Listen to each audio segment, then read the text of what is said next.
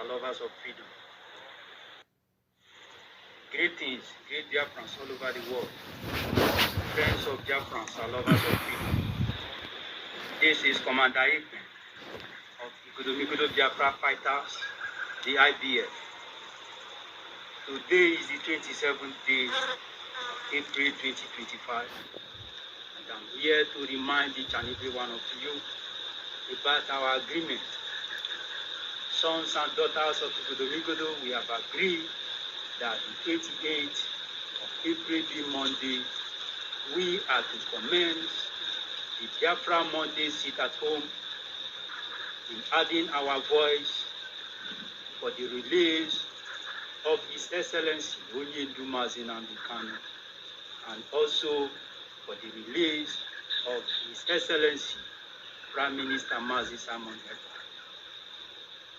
As we all have anonymously agreed to be sitting at home every Monday and to also use it to do clearing and parking in our roads, I am urging each and every one of you to do as we have agreed. Why? We are not here to intimidate anybody. We are not here to oppress anybody. As we all have peacefully and anonymously agreed in a happy way, let us also obey this sit at home. Let us also obey by also joining our fellow Biafran state to do this very sit at home. I want to use this very great opportunity to thank Mazi Nnamdi Kanu, Mazi Simon Ekpa. We also thank Okechukwu Nkere and also the BROGIE media and the BROGIE, all the cabinet members. I, Commander Ipen, also want to thank the Biafra de facto government in homeland, of which Biafra was redeclared on the 2nd of December 2024. And we, as the IBF, we are here to fight shoulder to shoulder with the Triple General, Igwe Butuzo, and all his commanders. Commander Jeto Yahoo, I salute you. Commander Holy Ghost, I salute you. You all are making us proud. And we are also here to make you people proud also. Monday is sit at home, and we are urging each and every one of you, those of you who will be coming from far and near to visit the state of Igudomigudo Biafra land, don't say you were not informed. This is a reminder. Tomorrow is the 28th, being Monday of April. I urge each and every one of you to do as we have agreed. Since we, the sons and daughters of Igudomigudo Biafra land, have decided to also add voice in the release, in the demanding for the release of Mazi Nnamdi Kanu, let us do as we have agreed. I thank each and every one of you.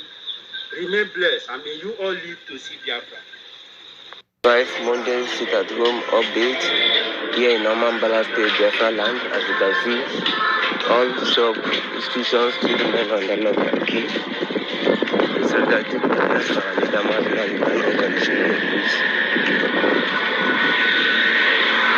And for all Biafrans being detained in GSS dungeon.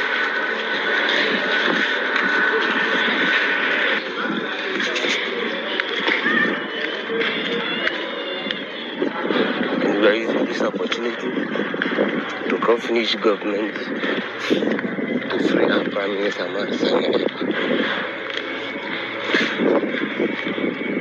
This is on nature today.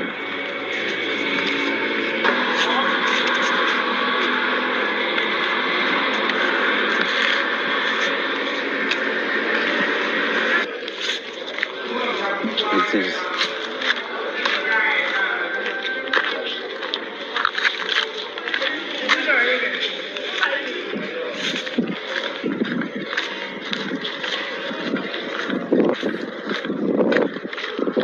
justice our leader, justice to our Prime Minister, Simon, and justice to all their family being detained in GSI dungeon.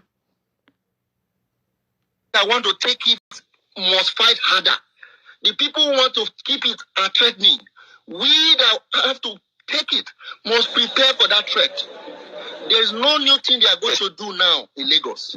We already know what they will do. Therefore, we must prepare in our large numbers to go to our polling unit. You must encourage your parents that came out before. You must tell your friends that don't have PVC, come and help me protect my parents. We are going to vote so that you will live in Lagos, so that I will live in Lagos, so that we can protect ourselves. Because if we do not take Lagos, I do not know if you can still stay in Lagos. To stay in Lagos, you have to win Lagos. It is that straight. To remain there, we must win. To remain there, to do that your business, for your parents to go to that church, for you to stay in that estate, to enter that bus, that marua, you must win. It has come to that. Tinubu has brought the country to precipice. The only way is to defeat them so we can lock them up and send them to jail. The only way is to defeat them so we can put them in prison where they belong. We must. It is not a matter of what you must fear is fear itself. That fear you have is what you should be afraid of. Because these people do not care whether you voted or not. They will attack you in your shop, in your house, on your street. To him, I will commit suicide. I will. If I'm someone from Yoruba land and someone comes to my city and I'm struggling, the person comes there, just within a space of 10 years, I will sell my father's land, my father's house to him, and then use 70% of it to do Owambe, and then use the other one to smoke, and then in 6 months I'm back to Omonile. I will commit suicide. Just within a space of 10 years, I will sell my father's land, my father's house, because it has shown that I am useless. It has shown that I cannot have any good impact in this world. And that is what happens with greater percentage of people that live in Lagos. I heard what someone said here. The truth is that most of all these people that drag Lagos are not even Lagosians. They don't even know where they are. They are like slaves. They are like slaves. Some of them, they don't even know their mother because of the nature of the cultural exhibition and phenomenon of Yoruba culture. They are promiscuous in nature, that they don't protect family lineage. So the person that they call father may not even be their father. So they've been living in Lagos, and when you ask them where are you from, they will tell you Osun State. Where in Osun? An average person you see will tell you he's from Ijebu. When was the last time you went to Ijebu? They can't remember. That is not the case of an Igbo person. So they find it very hard to understand how these people build two lives. An average Igbo person builds two lives. One is in the east and one is wherever he's based. Because there's a saying in Igbo language that says, Ebonye bikona wachi. Anywhere you see an Igbo man, he will be well established. At the same time, when you follow him to his village, you will know he's an Odogu. The name Odogu is not just a fanciful name. It's a name that stands for a man that really understands the nature of Igbo-ness in him. Knowing that whenever we are done doing all these things we are doing in the city, follow me, go back home. You will know where I'm coming from. So it's beyond their imagination that since the war ended in 1970, they were thinking that they will have an advantage over these people that were given 20 pounds, but feet growing exponentially. So their parents had this grudge, this beef against Igbos, and they fought not just themselves. They hired Britain, Russia, Egypt, and other countries, and yet they couldn't really decimate these people completely. So they are upset that their fathers failed in establishing themselves. Now they are in their youthful age and they are seeing exactly the same pattern of life that their fathers failed is manifested in their own life. So sometimes when you look at it, it's not really something I take too personally. I see it as a bunch of failures. So that's why you will see someone that is living in gutter, living in areas in Lagos. Lagos is a cesspit. Lagos smells like an abattoir. Anybody that's walked in Lagos and have lived in Lagos will tell you. The reason why people come there is because of opportunities. So do not even see it as people really like coming to a place where they wake up 4 o'clock in the morning to get to work before 8 and then leave their workplace at 8 to get to work, to get home before midnight. That is not life. An average life of someone living in Lagos State is actually 47 years old. So if you are in Lagos and you're 47 years old, you're already an ancestor because you should have died. That's how bad that city is. But then people glorify it because there is no other option in Nigeria. That is why you will see someone that is on the timeline dropping their OP or PAMPay account, but then is standing on a mandate of a man that is utterly useless. So when you see these things, don't really feel so sad. Feel sorry for them. Feel sorry. Because in every aspect of human index development, you cannot match whatever that is going on in the south to what is going on in the southwest, excluding Lagos, because Lagos has that preference. Do you know the reason they don't want to build their Apapa road? For the last 10 years, they've been working on Apapa road. They know why. Do you know the demurrage if you send your container to Nigeria today? Do you know the demurrage you're going to be paying in that Apapa? Because by the time the trailer that will take your container out of wharf will get there, we're paying demurrage of 50,000 per day. So they are making money for the people that feel they own Lagos. So they are not going to make things work. My last point. The reason why Nigeria will never work and for you to have a system where there will be quality is because they know once there's a level playing ground, Igbo people will be at the top. The only time Nigeria experienced exponential economic growth was when you had the Igbos in the civil service. And that was the reason they were upset. And that was the reason Zachary said that if they can't find another white person, they will rather find an expatriate, someone they will pay, but they will never allow those people to come into power. They know that the moment an Igbo person comes to power, an average Igbo person is a Republican. And that's why people say that, Igbos will prefer to pay. All right, wonderful people, welcome back to this wonderful channel where we'll bring you back-to-back updates and information as the world. In case you have not joined our social media handle, what are you waiting for? Kindly go ahead and subscribe, like, comment, share, and also remember to on your notification button so that whenever our news drop, you go be the first. We'll collect them. Well, let's go down to the news proper. As the hot. Mazi Nnamdi Kanu's trial has been resumed and it has been rescheduled. Everybody thought that the trial will come to an end, but as it is, the country, the energy has resumed and rescheduled Mazi Nnamdi Kanu's trial. And the question is, what is the trial this time again? What are they trying? For the past 5 years, since 2021, that he was extraordinary rendition from Kenya to Nigeria illegally.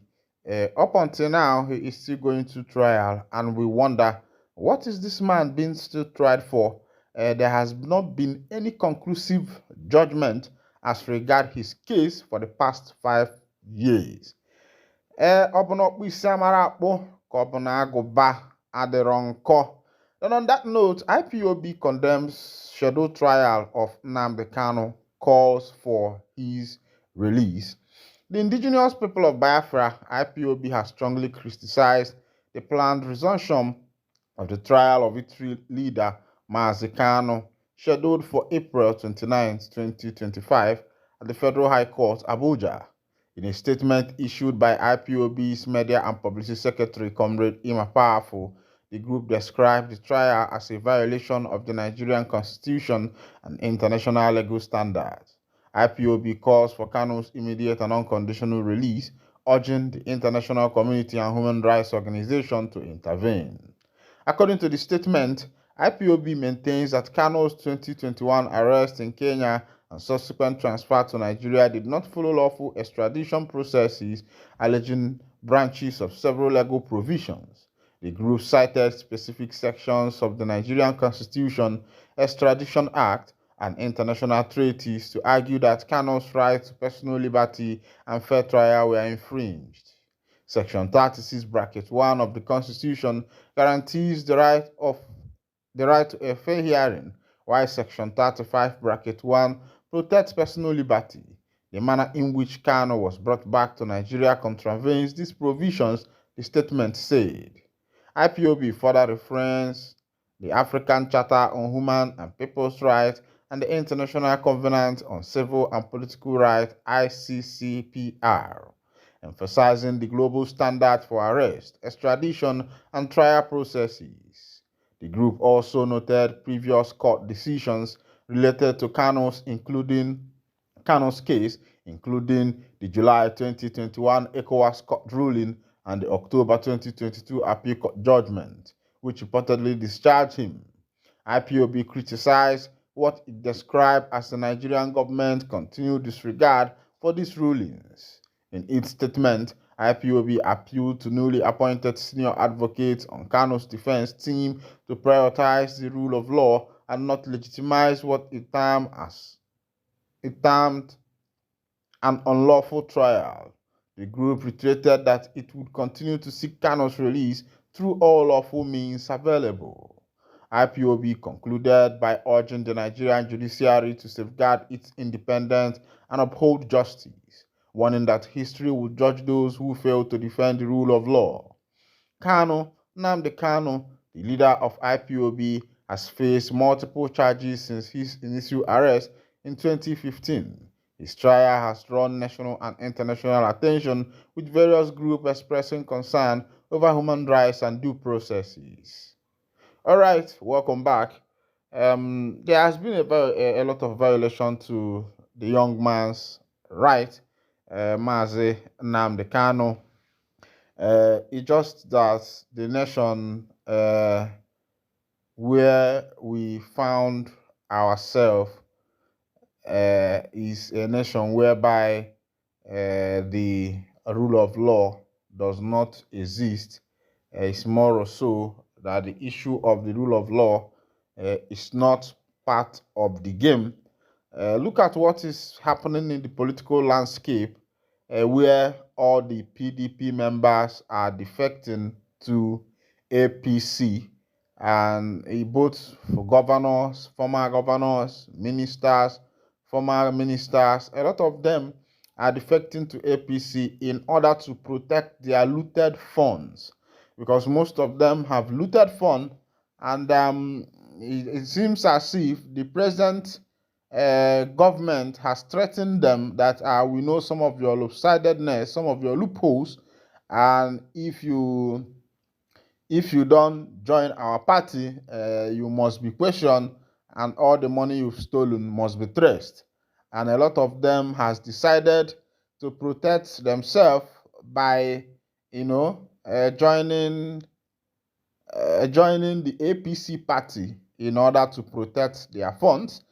Finding yourself in a nation where the desire is just to embezzle, the desire is for personal aggrandizement. It is not for the development of the country. It is not for the development of the citizens. It's not for the development of the indigenes, but rather for the development of the leaders. You could imagine how much our house members are earning, the senators. A lot of allowances, car allowance, wardrobe allowance, newspaper allowance, danger allowance, everything allowance, and you will be wondering, what about the common man? What about the citizens? What about those who elected you into power? What about those who are your people? What about them? The people who made sure that you're into power, even though we know that some of them were not voted by the citizens, some of them got into power by the back door. They got into power by the back door. But even as that, and you see what these people are doing, it will show you that they don't have the interest of the people at heart. The rule of law is no more there. Like I'll always say, the woman of justice that usually cover her eyes with her sword and her scale, as it is now in the nation called Nigeria, that woman can see, and she knows how to save people that have money, the rich men, and also knows how to imprison the poor ones. The woman of justice once upon a time eyes was covered, but as it is in the present Nigeria, the eyes of the woman of justice is widely open to see. The ribbon used for her eyes has been removed, and it is no more a ribbon. She's just wearing a spectacle with through she can see the rich and the poor, and also to know who to stand for. All right, as it is, MFL loses bid to reclaim forfeited Abuja estate. Of course, you know that some time ago, about 750 duplexes were attached to MFL, the CBN governor. And the question is, a CBN governor, yes, is a big office. But how come? What is your occupation aside CBN governor? And how were you able to acquire about 750 duplexes to your own self? These are personal duplexes of one man.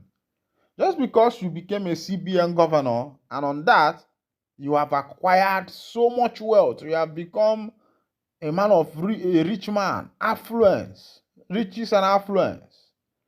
I think these people, what they are doing need to be looked into. All right, 26 killed, 3 injured in devastating IED attack on Bono Road. At least 26 people have been confirmed dead and 3 others injured following a deadly improvised explosive device attack along the Maiduguri-Damboa highway in Borno State. The incident occurred on April 29, 2025, when a convoy of civilians and commercial vehicles accompanied by military escort was traveling from Damboa to Maiduguri. The IED suspected to have been planted by Boko Haram insurgents exploded with devastating impact, destroying several vehicles and killing many of the occupants instantly. This attack marked one of the deadliest incidents on that route in recent months, reigniting fears about the resurgence of the terrorist activities in the region. Governor Babagana Zulum expressed deep sorrow over the loss of life, stating that the state had experienced over a year of relative peace before a tragic event. He visited the injured victim at the state specialist hospital in Maiduguri and directed that treatment be provided free of charge. The governor also called for increased surveillance and security patrols on highways across Borno State to prevent further attacks. The Maiduguri-Damboa Road has long been a dangerous route due to frequent ambushes and IED attacks despite presence of security forces. Security experts believe the latest incident highlights the need for renewed military operation and intelligence effort to dismantle terrorist network operating in the region. Residents have continued to urge the government to improve safety and restore normalcy to affected communities. All right, the same thing, same is also happening in nation called NIG, where you and I know that a lot of things have gone wrong, and the government is not even thinking about the people, rather than thinking about their own pocket. All right, this is where I'll be winding down the curtain, and if this is your first time of joining us on this wonderful channel, kindly go ahead and subscribe, like, comment, share, and also remember to all your notification buttons so that whenever our news drop, you'll be the first who will collect. And thank you for listening. God bless you.